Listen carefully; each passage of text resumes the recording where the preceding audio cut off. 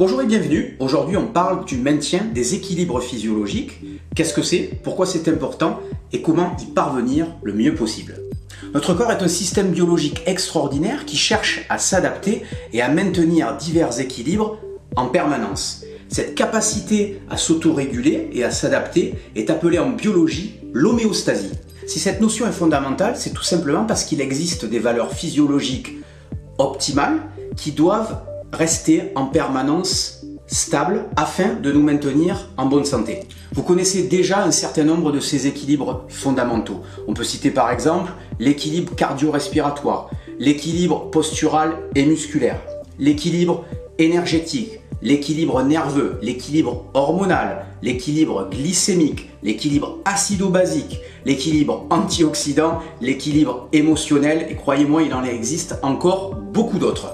Alors nos habitudes quotidiennes autour de 5 facteurs fondamentaux vont avoir une influence soit positive, soit négative sur la façon dont on arrive à maintenir ces équilibres physiologiques. Alors ces 5 facteurs fondamentaux, ce sont la façon dont nous dormons, la façon dont nous respirons, la façon dont nous bougeons au quotidien, ou encore la façon dont nous nous alimentons, ou enfin la façon dont nous pensons et percevons notre quotidien. C'est ce que j'appelle dans mon livre Santé et Nutrition, les fondations de la santé. En reprenant des bonnes habitudes autour de ces fondations de la santé, on va pouvoir avoir un impact positif et maintenir des équilibres physiologiques propices au maintien d'une bonne santé. En agissant de façon progressive, équilibrée et cohérente sur ces 5 fondations de la santé, on va pouvoir agir positivement sur les voies de communication qu'il existe à l'intérieur de notre organisme et maintenir ces voies de communication efficientes. Inversement, si je dors mal, si je respire mal à cause de ma posture quotidienne ou à cause de mon anxiété, si je ne bouge pas suffisamment ou inversement que je fais trop de sport de façon excessive, si je m'alimente mal ou tout simplement si je traverse des périodes dans mon existence qui sont extrêmement stressantes au niveau psychologique, alors je vais avoir un impact négatif sur ces voies de communication et si cet impact négatif perdure dans le temps, à ce moment-là, avoir un impact négatif en termes de santé globale. Alors, tout changement ou toute perturbation dans notre corps est capté par chacune de nos cellules comme une modification, un changement, ou voire même un stress qui peut être plus ou moins prononcé. Et par conséquent, nos cellules vont se mettre à communiquer, à envoyer des messages sur ces perturbations à leur entourage, mais surtout au cerveau. Comme tout change en permanence autour de nous, cette communication, elle est permanente à chaque seconde, à chaque fraction de seconde, à chaque instant de nos vies. Du coup, le rôle de notre cerveau, c'est de recevoir l'ensemble de ces messages cellulaires et de les centraliser, de les intégrer, puis d'apporter des réponses afin de maintenir, voire de réguler les équilibres physiologiques qui ont été perturbés. Et l'ensemble de cette communication, donc des cellules organes vers le cerveau, puis du cerveau vers les organes ou les cellules, est appelé en biologie des boucles de régulation. Et ces boucles de régulation sont absolument fondamentales pour le maintien des équilibres physiologiques. Alors, ces boucles de régulation, elles se font de 2 façons à l'intérieur de notre organisme, soit de façon rapide via les nerfs, le système nerveux, qui est un petit peu disséminé dans l'ensemble du corps et qui va finalement faire remonter l'information nerveuse au cerveau. Et puis, elles peuvent se faire d'une manière un petit peu plus lente via la communication, on va dire, de certaines molécules, donc soit vers le cerveau, soit inversement en direction des cellules et des organes. Donc c'est une communication qui forcément est plus lente puisqu'elle passe par le sang et qui va être effectuée par les hormones qu'on sécrète, les neurotransmetteurs qu'on sécrète ou encore les myokines, c'est-à-dire les molécules que le système musculaire et facial sécrète ou encore les molécules du système immunitaire qui vont circuler dans le sang et renvoyer une information qui va être perçue par les cellules. Donc l'ensemble forme en fait un réseau de communication extrêmement complexe, plus ou moins rapide et qui vise précisément à maintenir en permanence ces équilibres physiologiques grâce à des actions positives ou négatives sur ces boucles de contrôle.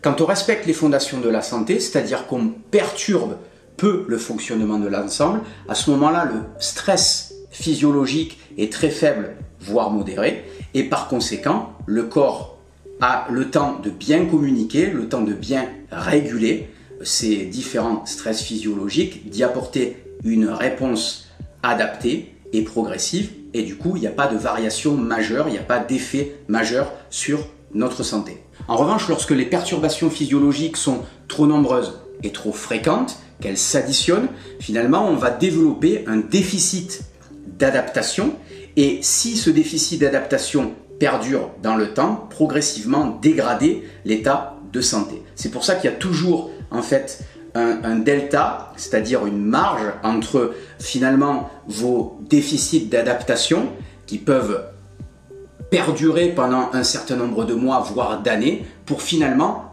aboutir à des états de burn-out, de fatigue chronique quelques mois ou quelques années plus tard.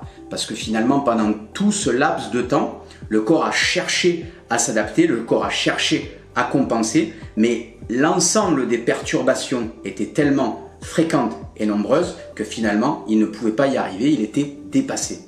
Alors, quelques exemples pour que vous puissiez remettre dans leur contexte ce que je viens de vous expliquer. Par exemple, si vous mangez trop gras, trop sucré, voire trop industrialisé, c'est le terme à la mode à l'heure actuelle, il se passe 3 choses importantes. Vous allez dérégler en fait la sensibilité à l'insuline, c'est-à-dire la boucle de régulation de votre glycémie. Vous allez dérégler la boucle de régulation de la satiété et de la faim, notamment en agissant sur la perte de sensibilité à une hormone qui s'appelle la leptine, une autre hormone qui s'appelle la gréline. Vous allez également dérégler une boucle de régulation de l'énergie, c'est-à-dire que petit à petit, vous allez emmagasiner de la graisse de réserve et en même temps, votre organisme va avoir de plus en plus de difficultés à utiliser cette graisse de réserve. Donc voilà 3 exemples autour de l'alimentation. Autre impact d'une mauvaise alimentation, notamment sur l'équilibre de la flore intestinale et de l'intestin. Lorsque je mange de façon trop déséquilibrée, trop fréquemment, je modifie l'état de ma flore intestinale. C'est-à-dire que les bactéries de mon intestin, finalement, vont se modifier, les espèces vont se modifier. Lorsque les espèces se modifient, elles vont modifier le fonctionnement de la paroi de la muqueuse de l'intestin, c'est-à-dire la paroi qui sépare la lumière intestinale et l'intérieur de votre organisme. Or, cette paroi de la muqueuse intestinale contient énormément de molécules de votre système immunitaire. Du coup, lorsqu'elle est perturbée, il y a en fait une réaction du système immunitaire localisée. L'ensemble entre la modification des espèces bactériennes ainsi que la modification de la paroi intestinale et donc du fonctionnement immunitaire local va avoir une action globale, elle va envoyer différents messages au niveau du cerveau qui lui-même va ensuite agir avec des boucles de régulation là-dessus. Le problème, c'est que si votre flore est modifiée, si votre paroi intestinale est perturbée et donc que votre système immunitaire est perturbé, si la situation perdure trop longtemps, les boucles de régulation finissent par être modifiées, être déréglées. C'est pour ça qu'on parle finalement de connexion cerveau-intestin et on parle de l'intestin comme de notre deuxième cerveau. Alors, un autre exemple, au niveau musculaire, la sédentarité et nos mauvaises postures quotidiennes vont progressivement dérégler les boucles de régulation posturale et agir finalement défavorablement sur notre posture, renforcer nos mauvaises postures, provoquer des amnésies musculaires, une fonte musculaire ou inversement des états de tension chronique dans certaines régions du corps. Enfin, un dernier exemple, lorsque vous faites du sport, vous savez que vous avez provoqué un stress physiologique, un stress tissulaire, c'est pour ça qu'on a des courbatures, c'est pour ça qu'il y a de la fatigue et donc ce stress physiologique il doit être compensé, on doit récupérer de ce stress physiologique et ça encore c'est une boucle de régulation qui demande justement une période d'adaptation.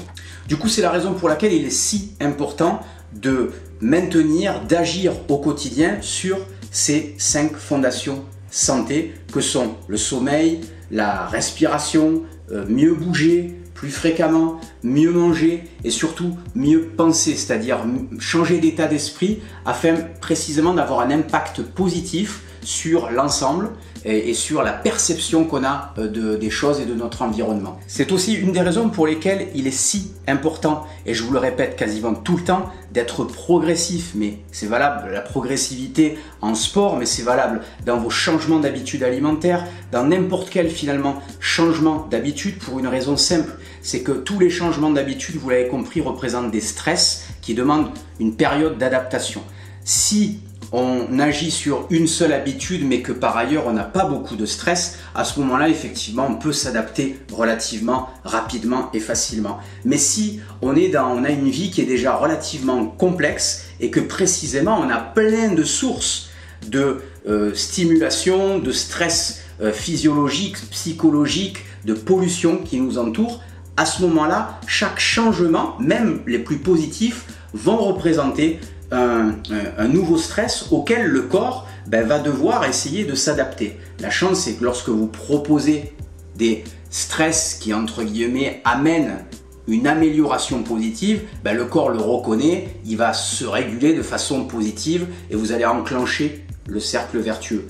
Inversement, lorsque vous essayez d'aller trop vite, c'est-à-dire que vous vous entraînez beaucoup, brutalement vous diminuez vos apports alimentaires parce que vous voulez maigrir, sécher rapidement et que parallèlement vous avez une vie professionnelle compliquée, une vie familiale ou sentimentale compliquée, que vous regardez des informations à la télé, que vous êtes soumis à la pollution sonore, ambiante, environnementale, etc. Tout ça, ça représente un énorme afflux de stress physiologique et psychologique auquel très souvent la majorité des gens aujourd'hui n'arrivent plus à s'adapter. Et donc en changeant finalement progressivement, en étant bienveillant, c'est-à-dire en se disant j'ai essayé, j'essaye, ça marche pas forcément comme je veux aujourd'hui, c'est pas grave, je recommence demain. À ce moment-là, vous allez progressivement mettre en route de façon très très douce, progressive, le cercle vertueux et du coup permettre à votre organisme de se réguler de façon positive, à vos boucles de régulation finalement de revenir à des normes plus positives pour votre santé. Alors l'application des fondations de la santé au quotidien va permettre, dans la grande majorité des cas, de retrouver ou de maintenir des équilibres physiologiques.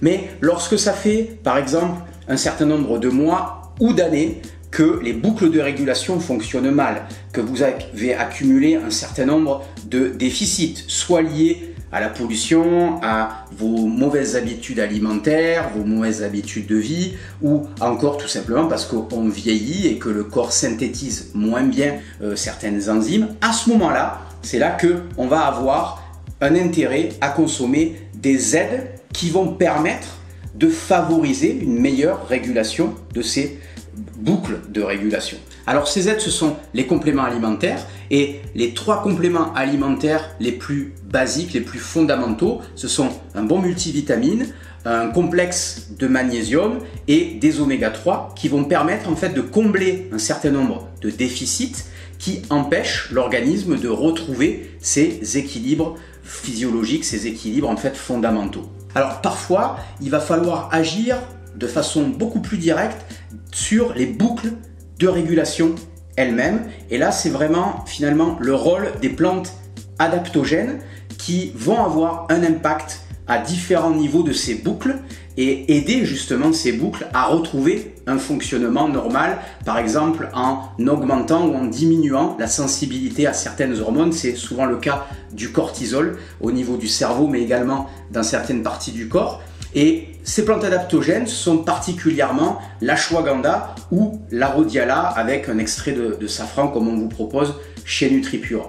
Donc ces plantes adaptogènes, elles vont, comme leur nom l'indique, aider l'organisme à s'adapter, aider l'organisme à réguler, à re-régler de façon positive ces boucles de régulation.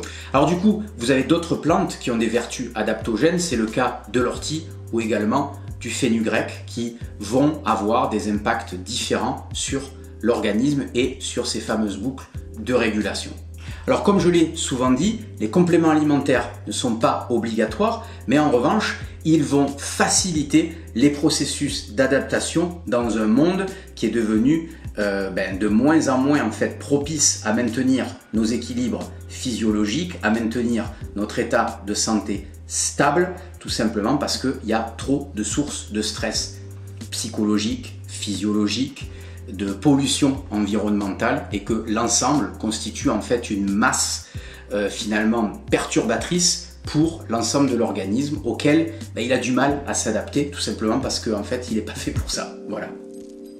Alors vous pouvez retrouver des conseils pratiques pour retrouver ou maintenir ces fondations de la santé dans mon livre Santé et Nutrition, puis des conseils plus spécifiques notamment autour de la récupération et de l'adaptation du corps autour du sport dans Sport sans blessure. Et bien entendu, si vous voulez des compléments alimentaires haut de gamme, il y a mon site internet sur les compléments NutriPure, www.nutripure.fr.